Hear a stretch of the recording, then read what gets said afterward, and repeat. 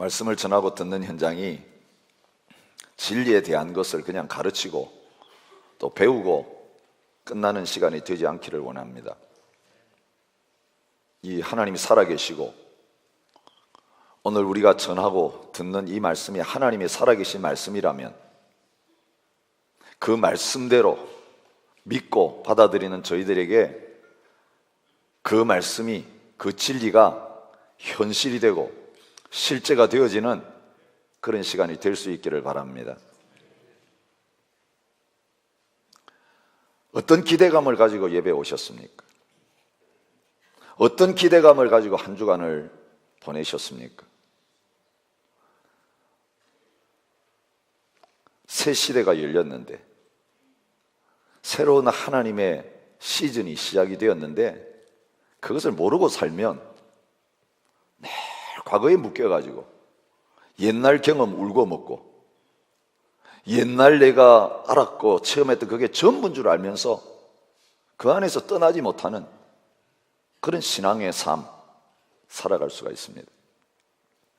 2차 대전이 끝난 지가 얼마나 오래되었습니까? 70년이 지났는데도 그런 보도가 들려올 때 있지 않습니까? 전쟁 끝난 줄 모르고 적군이 잡으러 올 것 같아가지고 밀림 속에 꼭 숨어가지고 벌벌벌 떨고 있다가 잡혀 나온 일본군 이야기 말이에요. 여러분, 이미 전쟁이 끝났고 모든 문제가 해결되었고 평화가 왔는데도 불구하고 그 전쟁 중인 줄 알고 혼자서 부들부들 떨면서 그 산속에서 살고 있는 그 사람의 모습이 바로 우리들의 모습일 수 있어요. 예수 그리스도의 복음으로 말미암아 승리가 주어졌고 이제는 더 이상 땅에 속한 사람이 아니라 하늘에 속한 사람으로 살아가도록 하시는데, 내 가진 것 들여다보고 내 능력 바라보고 사람 쳐다보고 이 세상 바라보면서 갇혔어. 그 한계를 벗어나지 못하고 그 안에서 살아가는 그런 삶이 정상적인 신앙생활인 것처럼 살아갈 때가 얼마나 많은지 모릅니다. 여러분, 예수 그리스도께서 복음을 통해서 이제 저와 여러분들을 새롭게 변화시키셨습니다. 새로운 복음의 시대, 은혜 시대가 열려졌습니다. 성령님을 보내심으로 말미암아 이제는 우리가 육으로 사는 시대가 아니고 우리 안에 이미 거하시는 성령님으로 말미암아 아버지께서 하고자 하시는 것, 예수님이 이 땅에 오셔 하셨던 그것들을 이제는 저와 여러분들을 통해서 우리를 손과 발과 몸으로 쓰시면서 행하기를 원하시는 그런 놀라운 시대가 열려졌는데, 하나님, 내가 이제 이 하나님의 은혜와 복을 내 것으로 누리며 살아가기를 원합니다. 여러분, 교회 새 역사를 기록하고 내 인생의 새 역사를 기록하기 시작하고 우리 가정에 새로운 역사가 시작되어지는 터닝 포인트가 바로 오늘 이 시간이 되어질 수 있기를 축복합니다. 사울이라고 하는 한 사람의 인생 속에 하나님이 개입하기 시작할 때 어떤 변화가 일어났는가를 보여주고 있는 모습입니다. 오늘 이 엄청난 영적인 현장 속에서 하나님께서 한 사람을 기름 부어가지고 왕으로 세우는 그 일을 하고 계십니다. 그런데 겉모습을 보면 너무너무 초라하기 짝이 없습니다. 이번 한 주간 우리가 묵상했습니다. 아버지가 암나귀들 잃어버렸는데 아들 보고 가서 찾아오라고 그랬습니다.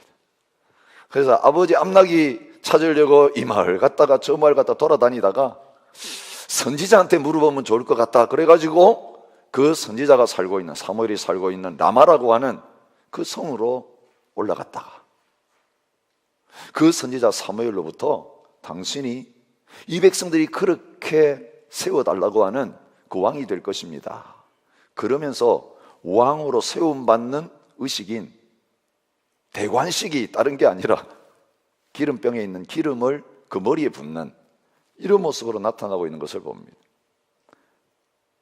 데리고 온 하인도 저 멀리 가라 그러고 길을 가다가 하인 보내고 나서 길 위에서 비밀리에 행해진 기름 부음, 그게 오늘 우리가 보는 모습입니다.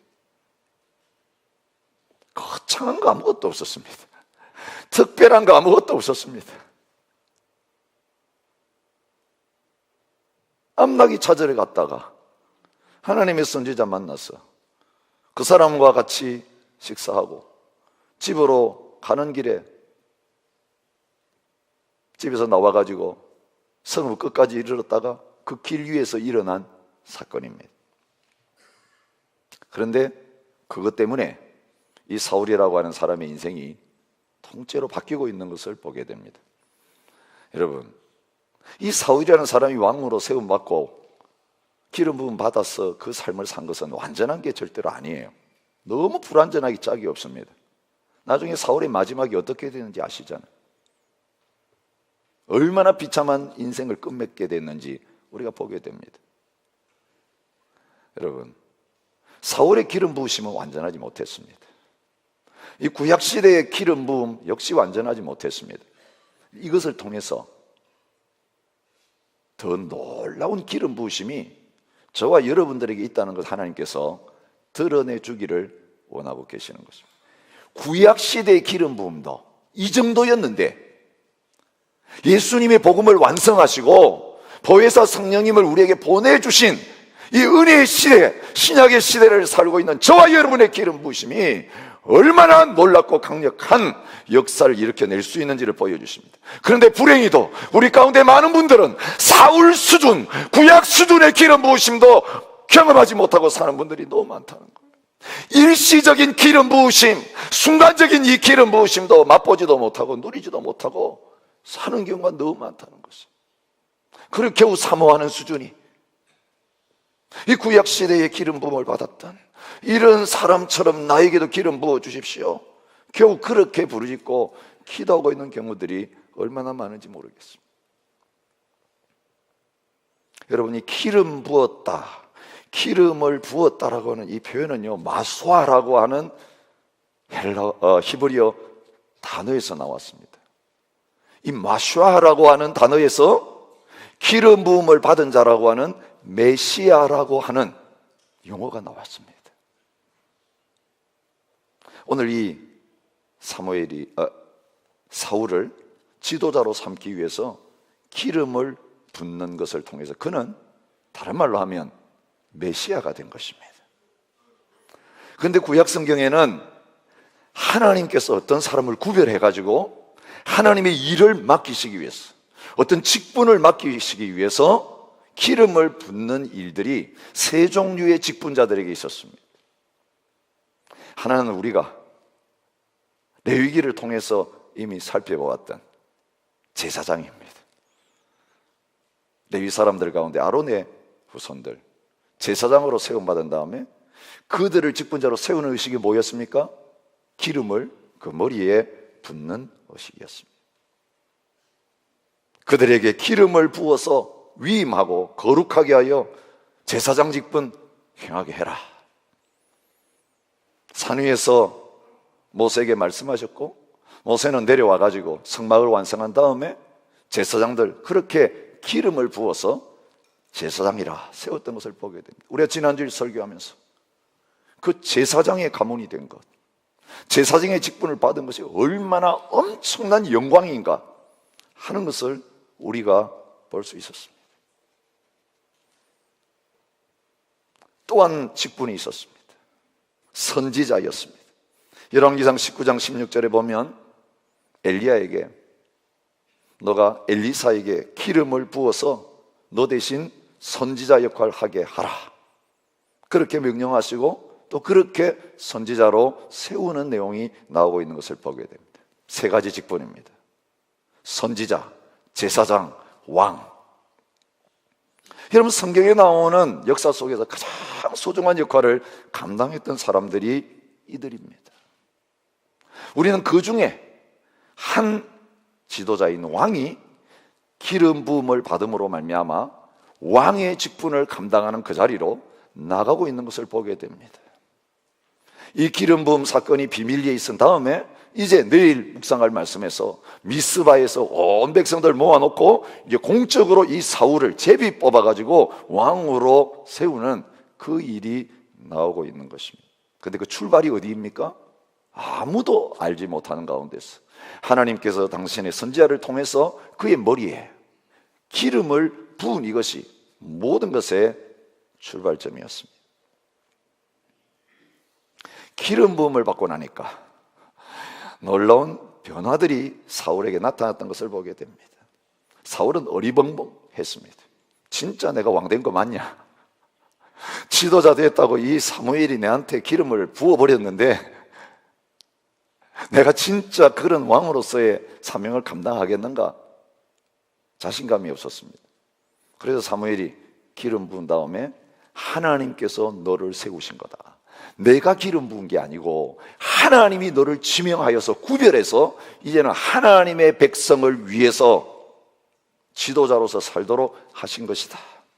그러면서 이게 하나님의 기름 부으시라면 이 기름 부음 받은 다음에 너의 삶 속에서 이런 징조가 나타나게 될 것이다 라고 말씀하십니다. 그 첫 번째 징조가 무엇입니까?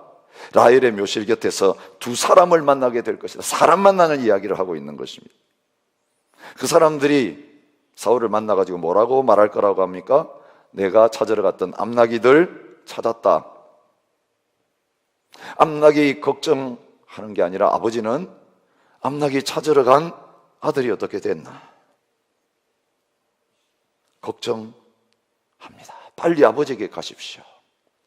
여러분, 그 미래에 되어질 그 일을 말하고 있습니다. 그게 첫 번째 징조였습니다. 두 번째 징조 역시 사람 만나는 것이죠. 3절에 나옵니다. 다볼 상수리 나무 위에 이르게 될 것입니다. 여러분, 장소와 시간과 사람 숫자와 사건을 정확하게 하나님께서 말씀하고 계시는 것을 봅니다. 베드로를 올라가는 세 사람을 만나게 될 것이다. 처음엔 두 사람이었는데 이번엔 세 사람입니다. 그 사람이 뭘 가졌는까지 다 이야기를 합니다. 그런데 그들이 뭘 할까라고 합니까? 무난하고 떡 2덩이를 주겠고 세 덩이를 줘도 안 되고 한 덩이를 줘도 안 됩니다. 그 사람이 너에게 떡 2덩이를 줄 것이다. 그것이 징조다. 세 번째 징조가 5절에 나옵니다. 하나님의 산에서 일어날 거라고 말합니다. 블레셋 사람들의 영웅이 있는 곳이라고 정확하게 지명해서 말합니다. 성읍으로 들어갈 때에 선지자의 무리가, 이것은 한두 사람이 아닙니다. 여러 사람들이 산당에서부터 비파와 소고와 저와 수금을 앞세우면서 예언하면서 내려오는 것을 너가 보게 될 것이다. 어떻게 되었습니까? 그날의 그 징조가 다 응했다. 9절이 그렇게 말하고 있습니다. 여러분, 환경적인 징조예요. 환경적으로 일어난 일입니다. 야, 이 세 가지가 다 일어나는 거 보니까 사울의 말이 맞구나. 하나님은 그가 부름받은 하나님으로부터 구별된 지도자가 되었다는 것을 확인시켜 줄 뿐만 아니라 그 일이 일어나는 과정 속에서 마지막 징조를 통해 뭘 주시느냐 하면 실제로 그 지도자인 왕의 사명을 감당할 수 있는 능력을 그에게 허락해 주고 계시는 것을 보는 것입니다. 이게 중요한 포인트입니다. 가장 중요한 것은요, 저희들의 정체성을 다시 확인하는 것입니다. 내가 누구인가? 내가 어떤 사람인가? 어떤 직분을 받았는가? 무엇을 하기 위해서 하나님이 나를 구별하셨는가? 여러분, 교회 안에 많은 직분들이 사람이 선출하는 직분입니다. 또 사람이 임명하는 직분이기도 합니다. 근데 많은 경우 오늘 우리가 흔들리는 가장 중요한 이유는 사람들이 나를 뽑았고 사람들이 나를 세웠다라고 하는 잘못된 생각입니다. 사람 눈치 봅니다. 사람의 귀에 말의 귀를 기울이면서 사람 비위 맞추는 그런 직분자로서 하나님을 섬길 때가 얼마나 많은지 모릅니다. 무엇이 빠져 있습니까? 하나님이 나를 부르셨고 하나님이 나를 지명하셨고 하나님이 나를 세우셨다라고 하는 우리의 정체성입니다. 모든 사람들이 인정하지 않아도 하나님의 부름받고 선자들은 거기에 흔들리지 않습니다. 하나님의 말씀에 귀를 기울이고 하나님의 그 사명을 당당하게 끝까지 행해나갈 수 있는 자리였습니다. 이것이 첫 번째입니다. 근데 더 중요한 것은 하나님이 세우신 사람은 반드시 하나님의 사역을 감당할 수 있도록 하나님의 자원을 가지고 그 사람 무장시킨다는 것입니다.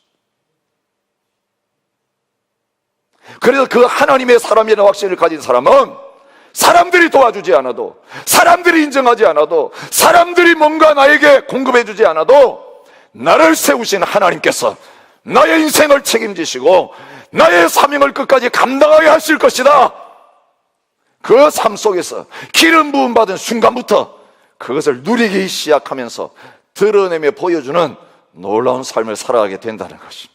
하나님이 돌아가시지 않는 한, 하나님께서 그 사역을 멈추지 않는 한 우리는 그 하나님의 부르심을 받고 하나님께서 함께 하심으로 말미암아 넉넉하게 부름받은 그 자리에서 끝까지 사명을 감당할 수 있는 그 자리에 서게 되는 것을 오늘 이 사울의 기름 부으심을 통해서 보여주고 있습니다. 여러분, 평범한 사람이었던 사울, 너무 소심하기 짝이 없었던 사울, 우리 집안이 이 베냐민 집안인데, 여러분 베냐민 집안 어떤 집안인지 아시잖아요. 사사기의 그 끝자락에서 베냐민 집안가 다 죽고 600명 남자 남아가지고 그 600명 결혼시키려고 온갖 수단 다 해가지고 그래서 남아있는 아주 소수의 지파, 너무 부끄러운 지파인 거 아시잖아요. 자기의 정체성이 그것밖에 아니었습니다. 내가 지도자가 된다니요. 베냐민 지파에서 왕이 나와요? 자기 스스로도 인정하고 받아들일 수 없는 그런 자리에 있었는데 하나님은 가장 작은 사람, 가장 연약한 사람 택하여서 엄청난 하나님의 일들을 감당할 수 있도록 하나님이 무장시키시고 하나님께서 모든 것들을 공급하시는 것을 보여주고 있는 것입니다. 두 가지 변화가 일어나는 것을 우리가 오늘 말씀에서 확인할 수 있습니다. 첫 번째는 내적인 변화입니다. 사람 자체가 바뀌는 거예요. 여러분, 이게 참 중요합니다. 나는 하나도 안 바뀌면서요 엄청난 일을 해낼 수 있어요. 온갖 능력을 다 나타내는데 그 성품은 하나도 안 바뀌고 그 속에는 옛사람이 그대로 자리 잡고 있는 일이 있을 수 있어요. 내가 주님을 위해서 얼마나 많은 일을 했는지 아십니까? 그때 너 모르겠다라고 주님께서 말씀하실 수 있는 사람입니다. 여러분 아세요? 겉으로 드러나는 열매는요 우리 안에서 일어나는 변화가 밖으로 나옴으로 말미암아 저절로 되는 거예요. 그런데 내 자신의 내면에는 아무 변화가 없는데 뭔가 엄청난 일을 해내는 것은 그 내가 만들어낸 가짜 열매인 것입니다. 조화를 만들어내는 것이에요. 사람들은 속지요. 와, 대단합니다. 어떻게 그런 일을 하셨습니까? 그건 내 일이에요. 그리고 그걸 기대하고 있어요. 그걸 기다리고 있어요. 그 박수를 기다리고 있어요. 그 칭찬을 기다리고 있어요. 내가 이거 만들려고 얼마나 밤에 잠을 안 자고 세심하게 관심 기울이면서 돈 쓰면서 노력했는데 이거 알아줘야 되죠. 내가 한 거니까. 피곤한 삶입니다. 무거운 짐진 인생입니다. 그 하나라도 조금 다칠까 봐서 아무도 못 건드리게 하는 거죠. 그거 없어지고 나면 또 다시 만들어야 되는데 내가 지불한 대가와 희생이 얼마나 큰데 그거 끝까지 사람들이 볼 수 있게 만들어야 되는 거지. 하나님 오늘 우리에게 그런 삶을 절대로 기대하지 않으십니다. 하나가 없어지고 나면 걱정하지 말라고 그러세요. 내일 내가 또 만들어주면 되는데 그거 다 써버리는데요. 내일 또 줄게. 그게 어디서 나오느냐 하면 우리 내면의 세계, 우리 존재 자체가 하나님 앞에서 변화되었기 때문에 일어나는 거예요. 그가 사무엘에게서 떠나려고 몸을 돌이킬 때에 하나님이 새 마음을 주셨고 오늘 구절이 그렇게 말하고 있습니다. 변하여 새 사람이 되리라 그렇게 말씀하셨습니다. 기스의 아들 사울이 아니라 하나님의 사람 사울, 하나님이 구별하여 쓰신 사람 사울, 그게 새 사람입니다. 하나님의 영이 그에게 임하게 될 때 일어난 일이에요. 모든 변화의 시작은 하나님의 영이 기름 부음 받은 사울에게 임하기 시작할 때, 하나님의 사람들에게 임하기 시작할 때, 그 안에서부터 변화가 일어나면서 밖으로 나타나는 것을 보게 됩니다. 밖으로 어떤 역사가 나타났습니까? 그들과 함께 예언을 할 거라고 했는데 하나님의 영이 그 선지자들 만날 때 크게 임하심으로 그들 중에 들어가 가지고 선지자들처럼 사울이 한 번도 경험해 본 적이 없는 이 예언의 은사를 받아서 함께 예언하는 자리에 서게 되는 것을 보게 됩니다. 사람들이 조롱했습니다. 아니, 언제 사울이 예언자였냐? 언제 사울이 예언자의 무리에 있었느냐? 여러분, 이건 뭡니까? 밖으로 나타나는 변화인 것입니다. 하나님의 능력인 것입니다. 주님이 저와 여러분들에게 약속하시는 내용이 바로 그것입니다. 에스겔 36장 26절부터 27절에 새 영을 너희 속에 두고 새 마음을 너희에게 주되 너희 육신에서 굳은 마음을 제거하고 부드러운 마음을 줄 것이며 내 영을 너희 속에 두어 너희로 내 율례를 행하게 하리니 너희가 내 규례를 지켜 행할지라. 여러분, 굳어있는 돌 같은 마음, 딱딱한 그 마음 가지고 하나님이 역사할 수 없습니다. 그 굳은 마음이 있으면 가는 데마다 관계 문제가 생깁니다. 가는 데마다 사람을 상하게 만드는 역사가 일어납니다. 거기에 하나님의 말씀이 들어오지를 못합니다. 튕겨나갑니다. 돌밭에 무엇이 심겨지겠어요? 그런 그 돌짝 같은 마음, 이 견고하고 강한 마음, 하나님 깨지 않으세요. 하나님의 영이 그 속에 부어질 때 어떤 마음이 된다고요? 고기 마음이 돼요. 부들부들, 돌이 고기처럼 부드러워져. 여러분, 사울에게 바로 그 새 마음이 부어진 것입니다. 새로운 사람이 되어진 것입니다. 로마서 12장 2절에서 저희들에게도 말씀하시는 내용이에요. 너희는 이 세대를 본받지 말고 마음을 새롭게 함으로 변화를 받으라. 여러분, 우리의 마음이 변화되어지면 모든 삶에 일어난 일들이 새롭게 보이기 시작하고 바뀌기 시작하는 거예요. 여러분, 우리 은혜 받았을 때 그 경험 있잖아요. 모든 환경 그대로인데 똑같은 사람인데 내 눈이 밝아지고 나니까, 내 마음이 밝아지고 나니까 온 세상이 지금 천국으로 보이는 거예요. 예수 믿고 이 변화를 체험하기 전에는 이 세상 못 살겠다, 모든 것이 부정적이고 모든 것이 어둡고 모든 것이 비관적이고, 그런데 똑같은 세계인데 내가 새로워지고 나니까 모든 만물이 새 것으로 보이는 거예요. 어제 보았던 건데 새로 보는 것처럼 보이는 거예요. 어제 만났던 사람인데 새 사람처럼 만나지게 되는 것이에요. 여러분, 바깥에 문제가 있는 것이 아니라 오늘 우리의 마음에 변화가 없는데 가장 큰 문제가 있다는 거 기억하시기 바랍니다. 여러분, 그래서 모든 게 변화 안 되면요, 모든 게 곤태로워지는 거예요. 똑같은 게 반복되는 거예요. 똑같은 일하고 똑같은 사람하고 살고 똑같은 일하기 너무너무 지겨운 거예요. 왜? 내가 안 바뀌니까 그런 거예요. 나에게 새로움이 없으니까 그런 거예요. 옛사람을 가지고 새 일을 하려고 하니까 죽을 노릇이죠. 웃는 체 해야 되거든요. 능력 있는 체 해야 되거든요. 평강이 있는 것처럼 가장해야 되거든요. 내 속에는 불안과 두려움과 걱정과 염려가 꽉 차 있는데 그렇지 않은 것처럼 꾸미려고 하니까 근육에 치가 나는 거예요. 얼굴에 경련이 일어나는 거 아니겠습니까? 여러분, 그렇지 않습니다. 오늘 하나님께서 저와 여러분들에게 이 새 마음을 부어주셔서 새 사람이 되게 하시기를 원하고 계십니다. 오직 성령의 열매는 사랑과 희락과 화평과 오래 참음과 자비와 양성과 충성과 온유와 절제니, 이거 우리가 만들어내는 거 아니고 이것을 금지할 법이 없느니라. 금지할 법이 없느니라. 하나님이 만드시는 거예요. 하나님이 행하시는 거예요. 누구도 빼앗아갈 수 없는 것입니다. 우리 속에 있는 사랑을 빼앗아 못 갑니다. 우리 속에 있는 기쁨을 빼앗아 가지 못합니다. 우리 속에 있는 평강과 샬롬을 아무 조건도 어떤 상황도 빼앗아 갈 수 없습니다. 이게 하나님 주시는 것입니다. 여러분, 하나님의 사람들마다 기름 부을 때마다 성령께서 그와 함께 하심으로 말미암아 그것을 감당할 수 있는 능력이 부여되는 것을 봅니다. 다윗의 예를 보십시오.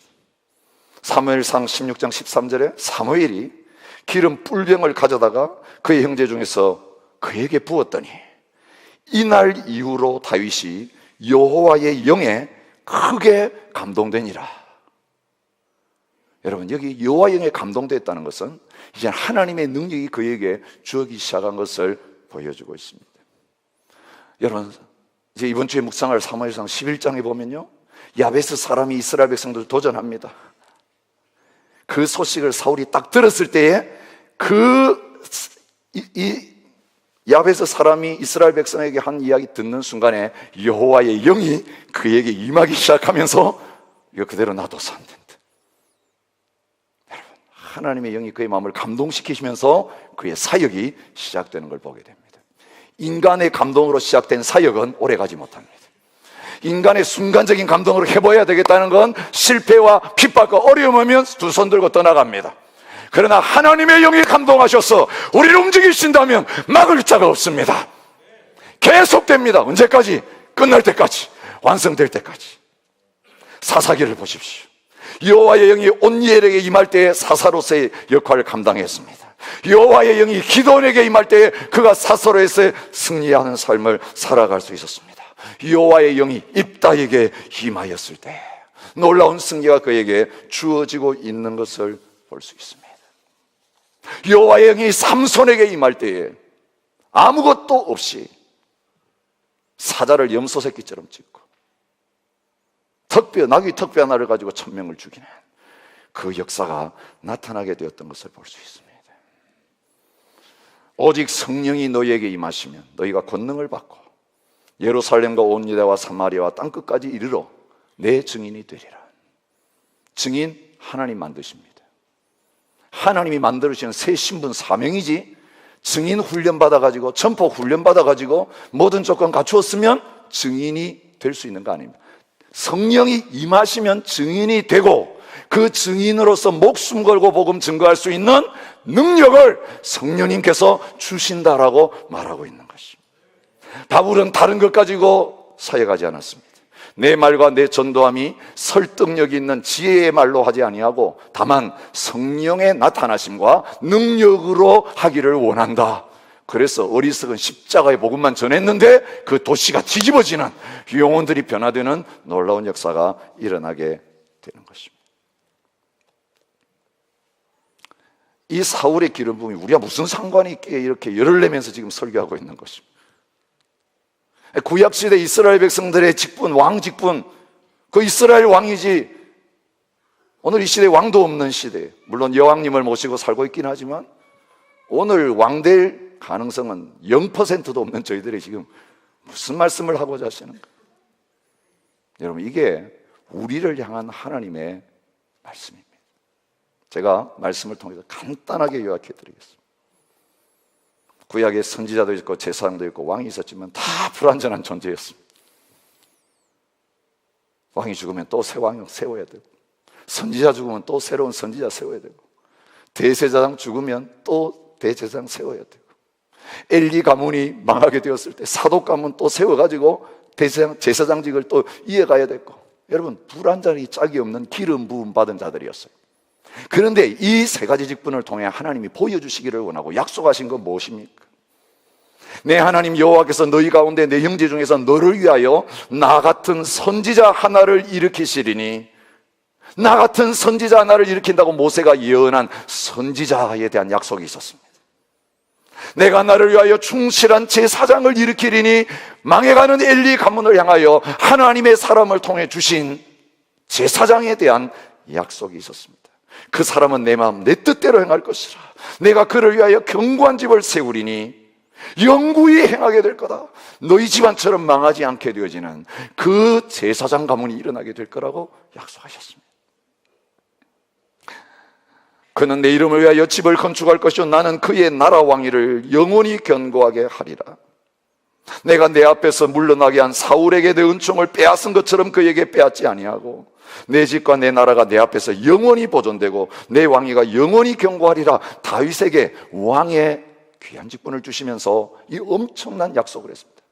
무너지지 않는 나라가 너의 후손 가운데서 세워지게 될 것이다. 이분이 누구십니까? 이 구약이 예언하는 선지자가 누구입니까? 그 제사장이 누굽니까? 그 왕이 누굽니까? 구약 역사 말라기까지 아무리 들여다봐도 그런 사람 아무도 없었습니다. 그런데 이 세 가지 직분은 기름 부음 받은 메시아로 오셔서 이 모든 직분을 행하실 예수 그리스도를 보여주고 있는 것입니다. 이사야 61장 1절에 이사야 선지자를 통해 예언했습니다. 주 여호와의 영이 내게 내리셨으니 이는 여호와께서 내게 기름을 부으사 가난한 자에게 아름다운 소식을 전하게 하려 하심이라. 하나님이 기름 부으시는, 그런데 무엇으로 기름 붓는다고요? 여호와의 영으로 기름을 붓는, 뿔병 담은 기름 아니고 하나님의 영이 직접 기름 부으시는 참 메시아가 오게 될 것이다. 그것이 신년의 나팔 소리가 울려 퍼지는 날이다. 그걸 예언하셨는데 예수님께서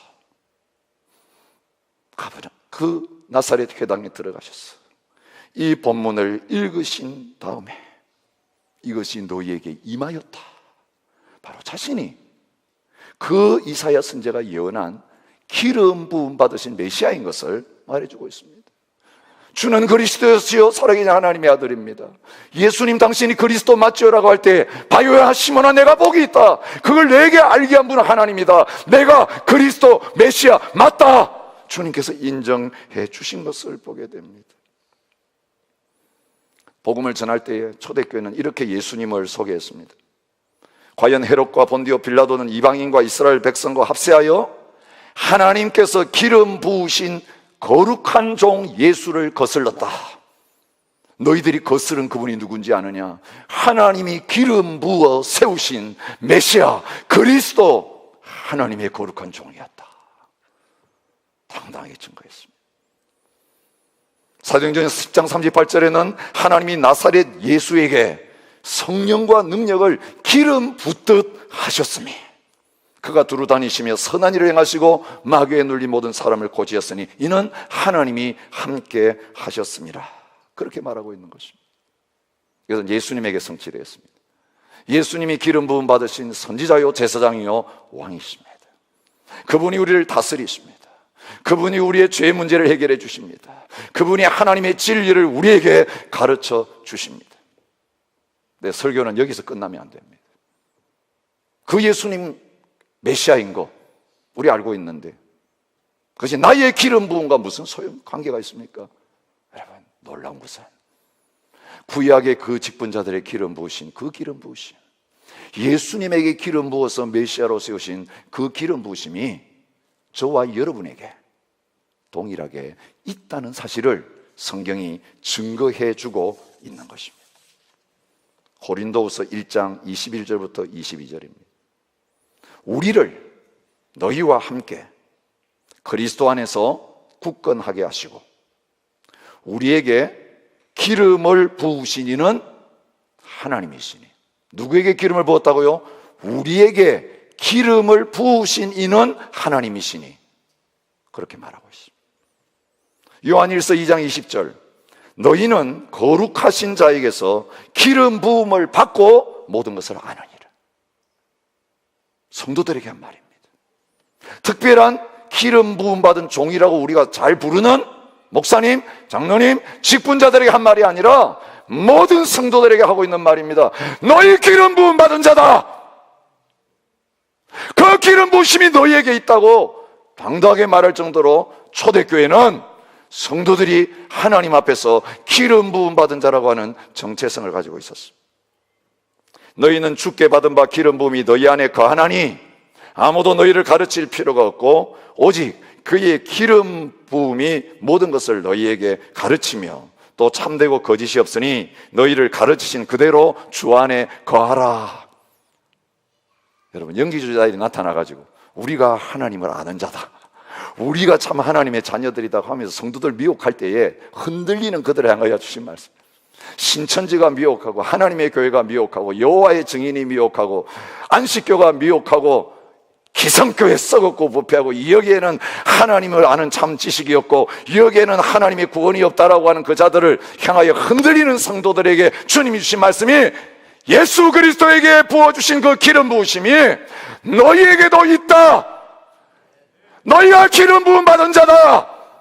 여러분, 그렇게 말씀하시는 거예요. 여러분, 초대교회 예수 믿는 사람들에게 주어진 별명이 안디옥 교회를 통해 나타났습니다. 그게 무엇입니까? 그리스도인이라고 하는 말이에요. 그리스도인. 예수쟁이보다 더 좋은 말입니다. 왜냐하면 예수는 역사적인 이름을 가르치는 명칭이지만 그리스도는 이름이 아니라 직분이기 때문에 그렇습니다. 예수란 그분이 구약에 예언된 선지자, 제사장, 왕의 직분을 행하시는 그 그리스도의 직을 행하신 분이다. 그런데 예수 안에 있는 성도들도 예수 그리스도 안에서 기름 부음 받은 사람이라는 뜻이 그리스도인이라는 것입니다. 그래서 경건한 믿음의 성도들, 이것을 성도들이 가르쳤습니다. 하이델베르그 요리문답 32문입니다. 당신은 왜 그리스도인이라고 불립니까? 답입니다. 왜냐하면 내가 믿음으로 그리스도의 지체가 되어 그의 기름 부으심에 참여하기 때문입니다. 여러분, 신사도 운동이로 비난하는, 오순절 운동으로 비난하는 그 교파에서 나온 주장이 아니에요. 가장 성경적이고 개혁주의적인 신앙 고백 안에서 말하는 것입니다. 내가 믿음으로 그리스도의 지체가 되었기 때문에 그분의 기름 부으심에 내가 함께 참여하고 있는 것입니다.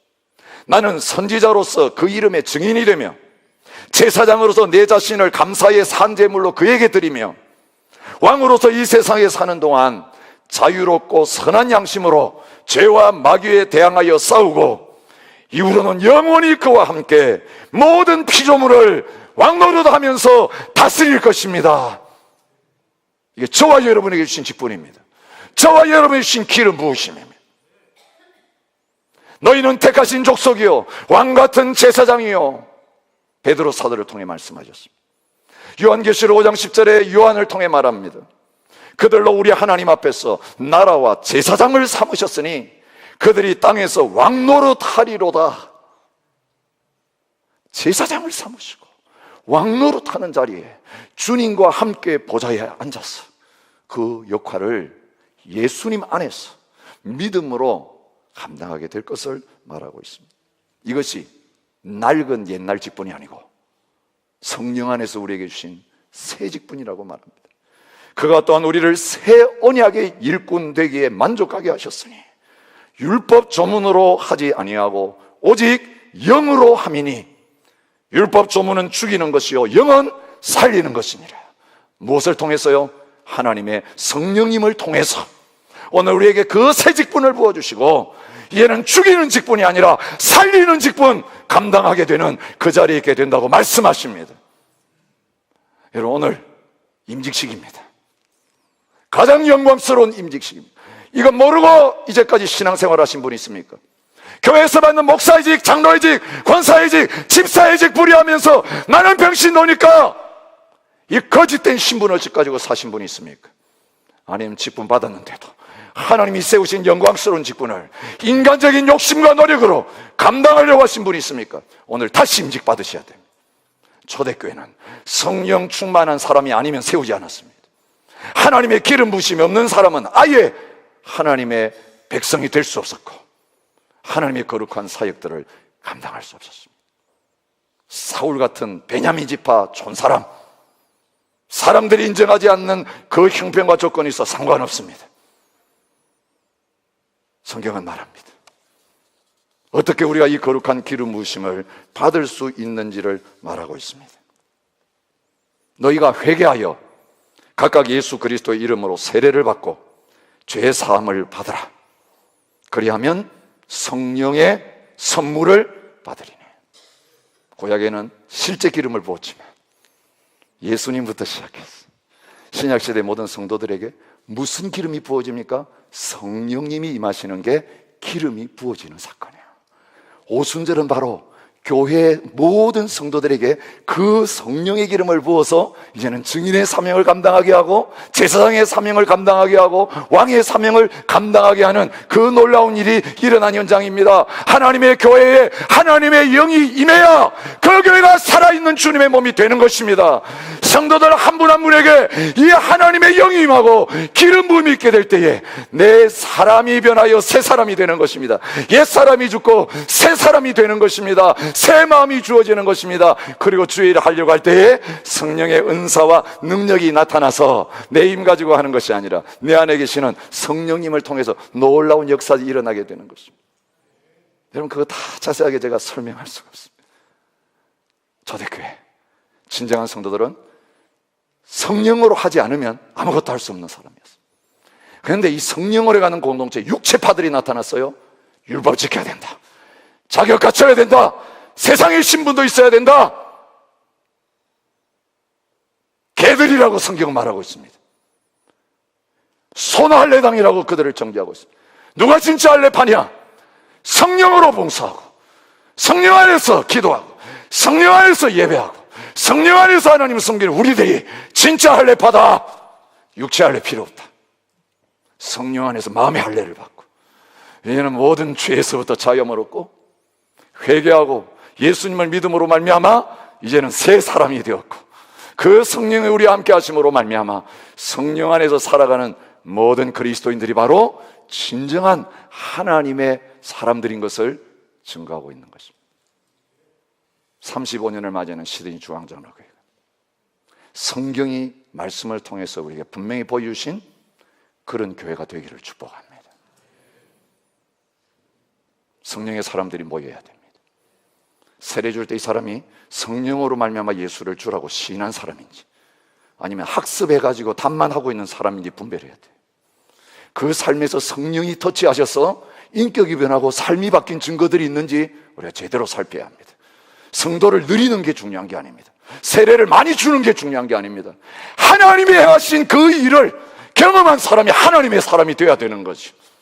교회는 학교가 아닙니다. 이 과정 거치면 뭔가 되는 것이 아닙니다. 수십 년 지났어도 아직까지 내 인생 속에 성령님이 오셔서 내 주인을 바꾼 일이 없으며 예수님 주라고 시인하게 하고 성령 안에서 거듭나서 하나님의 자녀로 태어난 적이 없는 사람은 교회 안에 들어있지만 이방인입니다. 교회 안에 들어와 있지만 세상 사람입니다. 죽은 사람입니다. 성령은 살리시는 영입니다. 오늘 이 시간 진정으로 예수 그리스도 그분이 나의 주인이십니다. 나의 죄를 위하여 죽으셨습니다. 십자가에서 내 죄 문제가 해결되었습니다. 여러분, 죄의 문제가 해결돼야 거룩한 영인 성령님이 부어져요. 십자가와 부활의 복음이 완성된 다음에 오순절이 있었지 십자가와 부활 사건 전에 오순절이 올 수가 없었어요. 죄의 문제 해결돼야 성령님이 오셔서 의롭다함을 받고 하나님의 자녀라 일컬음 받은 저희들 떠나지 아니하시고 내주하시면서 계속해서 죄를 책망하시고 죄를 회개케 하시고 거룩하게 만들어 가시는 이 역사가 시작될 수 있는 것입니다. 성령님이 오셔야 죄의 문제도 해결할 수 있는 거지, 내가 죄 문제 해결하고 예수 믿겠습니다, 그 순서가 잘못됐습니다. 나는 내 이름으로 죄 떠나보려고 이거 끊어보려고 아무리 노력했는데 안 됩니다. 그래 안 되죠. 여러분, 죄인이 어떻게 죄인을 바꾸겠습니까? 그렇다면 예수님이 오실 이유가 없었죠. 주님, 나는 안 됩니다. 나는 죽었습니다. 이제 주님이 하셔야 됩니다. 기법하고 성령님 오셔서 나를 바꾸어 주십시오. 새 사람이 되게 하십시오. 새 마음이 부어져 말이 새로워지게 하십시오. 성령의 말하게 하심을 따라 말하게 하십시오. 성령이 기도하라고 하신 그걸 기도하게 하십시오. 성령으로 봉사하게 하십시오. 주의 영으로 예배하게 하여 주십시오. 내 가정 안에서, 직장에서, 교회 안에서 똑같은 모습으로 다 성령 안에서 살아가는 그런 사람이 되게 해주십시오.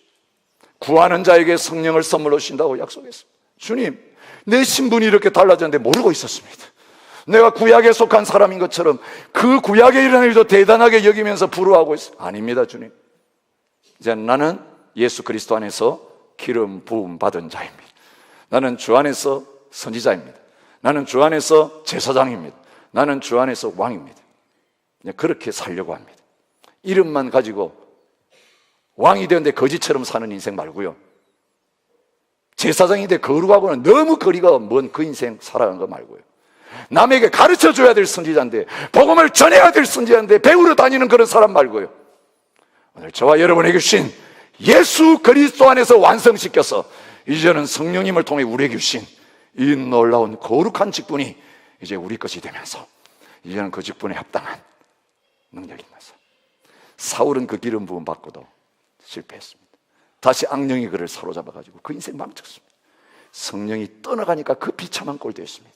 여러분, 우리들도 하나님의 사람인데 성령이 우리를 지배하지 않고 성령이 우리에게 역사하지 않으면, 성령 충만 잃어버리면 구원은 잃어버리지 않겠지만, 성령님은 떠나가지 않고 내주하시겠지만, 일어나는 일은 날마다 패배하고 실패하고 염려, 걱정, 두려움에 사로잡혀가지고 하나님 주신 이 거룩한 이름하고 너무 걸맞지 않는 그런 인생을 사는 자리에 있습니다. 이거 정상이 아닙니다. 이거 정상으로 다시 돌려야 합니다. 왕이만 하면 그게 이루어지게 돼 있어요. 마귀를 꾸짖으면 쩔떠나가게 돼 있어요. 손을 얹으면 주의 이름으로 병을 고칠 수 있어요. 마음을 새롭게 할 수 있어요. 사람들을 고치고 회복시키고 주님께로 돌아오게 하고 구원하고 하나님 나라 확장하는 놀라운 일들, 다른 특별한 사람이 아니라 저와 여러분 성령의 사람 되게 하셔서 기름 부으셔서 우리를 통해서 일어나기를 원하십니다. 여러분이 가정에서 그 일 하셔야 됩니다. 여러분 직장에서 그 일 하셔야 됩니다. 여러분 마을에서 그 일을 하셔야 돼요. 다른 사람 해주지 않습니다. 여러분이 하나님 앞에 기름 부음 받고 세워지기 시작할 때에 모든 우리의 삶의 현장 속에서 하나님의 나라가 강력하게 임하게 되어질 것입니다. 오늘 그 일을 사모하시며 주님 앞에 나가셨으면 좋겠습니다. 오늘 이 말씀이 허공에 울리는 말씀으로 끝나서 돌아간다면 성령 강림주의를 다시 지킬 필요 없습니다.